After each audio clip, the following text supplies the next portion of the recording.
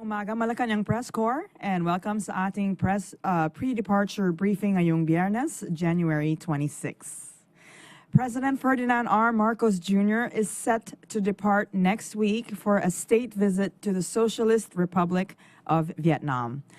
Officials of the two countries are expected to have bilateral meetings and to sign agreements on maritime cooperation and agriculture, and to strengthen various areas of cooperation.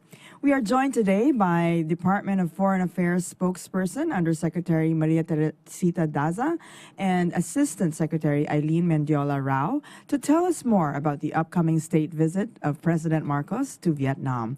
Good morning, Ambassador Daza and ASEC Rau. Go ahead, ma'am. Good morning.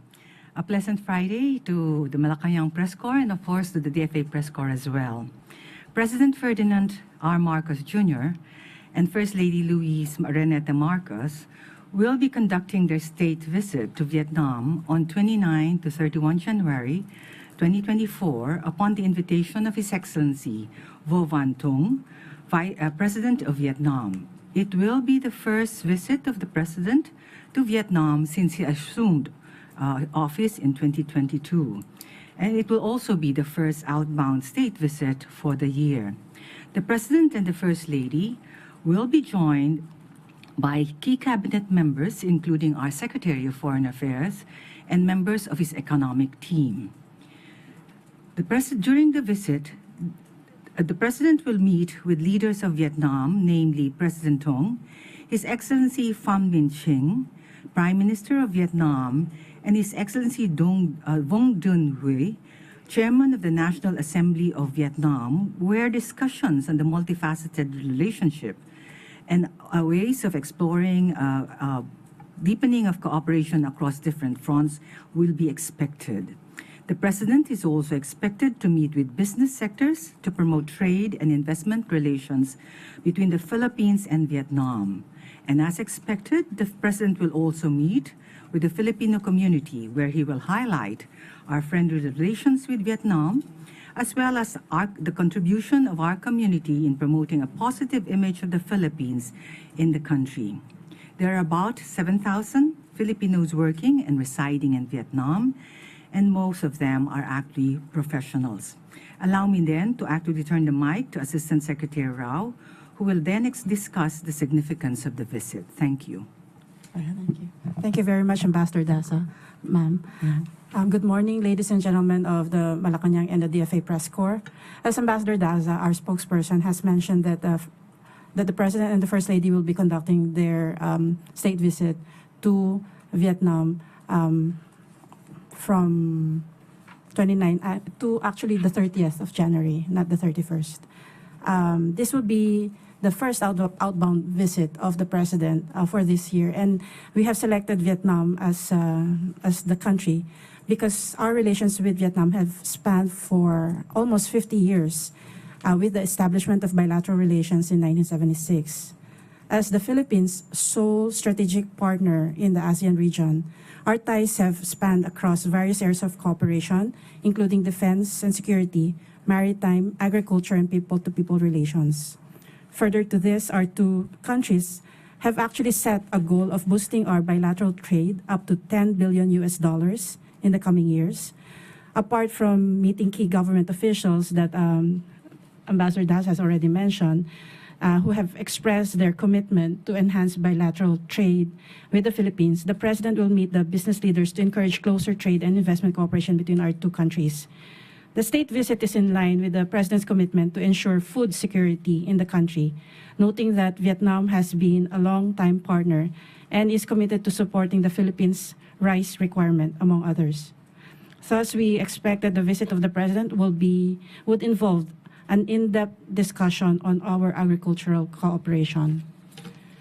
The state visit is also essential as the Philippines continue to stress the importance of ASEAN centrality by forging closer and stronger relations with fellow ASEAN member states.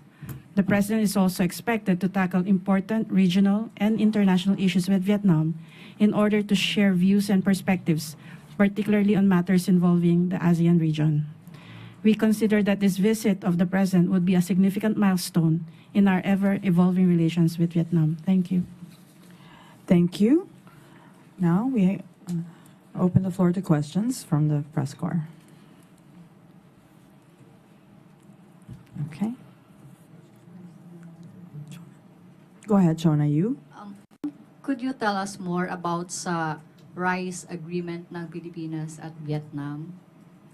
Okay. The Department of Agriculture and their counterpart in Vietnam is working on an agreement that will ensure the continued supply of rice to the Philippines.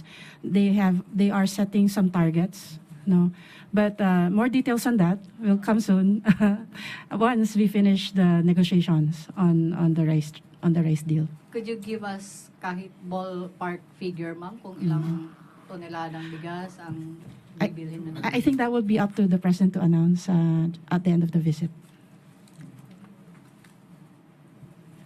Please pass the mic behind. How about the maritime agreement that expected to be signed during the visit? May we get some details, ma'am? The maritime agreement that was, I think, the subject of a news article recently is actually an agreement between the coast guards of both sides, and this is about capacity building. And they will be, as part of the agreement, they will discuss possible activities that they will conduct under this agreement. Thank Okay. you. And Soberano. Kenneth, please pass the mic. Ma'am, good morning. Ma'am, doon sa maritime agreement, kasama po bang pag-usapan yung issue sa West Philippine Sea? Dahil may mga issue din ang Pilipinas and Vietnam doon. Thank you.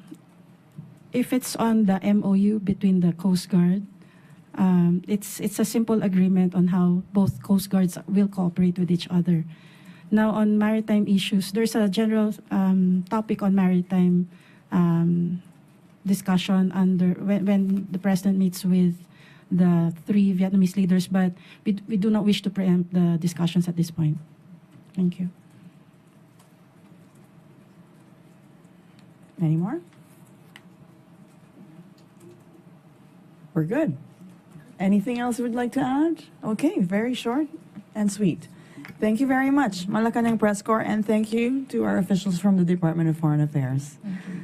Magandang umaga sa inyong lahat. Thank you.